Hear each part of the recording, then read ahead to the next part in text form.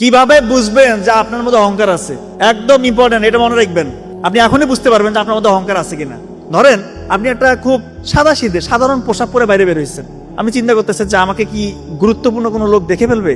এই যে আপনার একটা সংকোচ বোধ, দেখে ফেললে কি হবে, বা দেখেই ফেলছে, আপনার মনের ভিতরে একটা সংকোচ যে ইস, এই ড্রেস আমাকে দেখলো, আপনার মধ্যে অহংকার আছে। একটা মজলিসে গেছেন, এইরকম একটা মজলিসে আপনাকে হয়তো বা বসারই জায়গা দেয় নাই, বা পিছনে আপনার বসার জায়গা দিচ্ছে, আপনার মনটা খারাপ হয়ে গেছে যে সামনে বসাইলো না, আপনার মধ্যে অহংকার আছে। আপনি রাস্তা দিয়ে হাঁটতেছেন, আশা করতেছেন যে ওই ব্যক্তিটা আগে আমাকে সালাম দিবে, মানে সে আমাকে একটু সম্মান প্রদর্শন করবে, এই যে একটা ফিলিংস, আপনি ধরে নেবেন আপনার মধ্যে অহংকার, একদম নিশ্চিত অহংকার আছে আপনার। কথা কি বুঝতেছেন?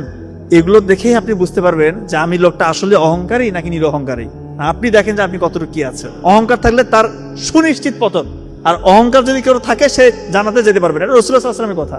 যাররা পরিমাণ সরিষার দানা পরিমাণ যদি অহংকার ভিতরে থাকে, আপনি জান্নাতে যেতে পারবেন না। কিভাবে বুঝবেন যে আপনার অহংকার আছে? খুব ইম্পর্টেন্ট কথা।